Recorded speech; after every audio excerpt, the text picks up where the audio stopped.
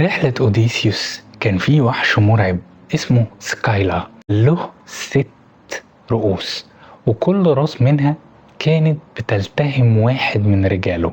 والمأساة إن أوديسيوس كان عارف إنه هيفقد ناس، عارف إنه مش هيقدر ينقذ كل الناس. ليه؟ لأن الناحية التانية كان في كاربيدس، الدوامة اللي اتكلمنا عليها، اللي كانت هتبلع السفينة كلها، وكان لازم يختار يخسر جزء ولا يخسر كل حاجة. وده واحد من أصعب دروس الحياة، إن مش كل اختيار هيكون بين الصح والغلط.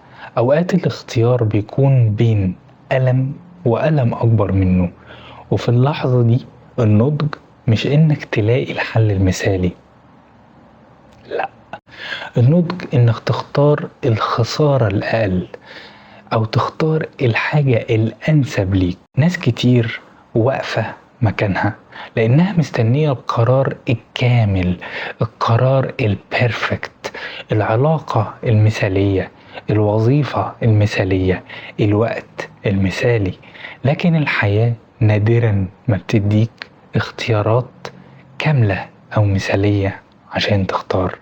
كل طريق له تمن، وكل قرار له خسارة أو تضحية.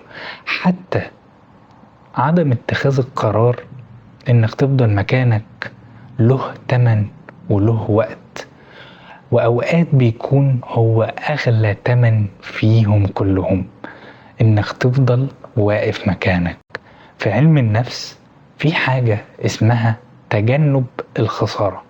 العقل بيخاف يخسر لدرجة إنه هو بيضيع فرص أكبر، فنفضل واقفين، لا احنا ماشيين ولا احنا رجعنا.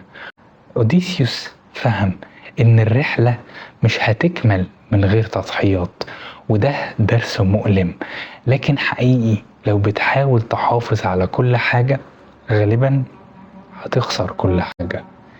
اسأل نفسك ايه القرار اللي مأجله بقالك كتير بس خايف تدفع تمنه؟ يمكن الرحلة كلها مستنية شجاعتك قرار واحد بس. وفي الحلقة الجاية هنقابل آخر قوة كانت بتحارب أوديسيوس، البحر نفسه وبوسايدن، اللي هيعلمنا إن الحياة مش لازم تهدى عشان نوصل.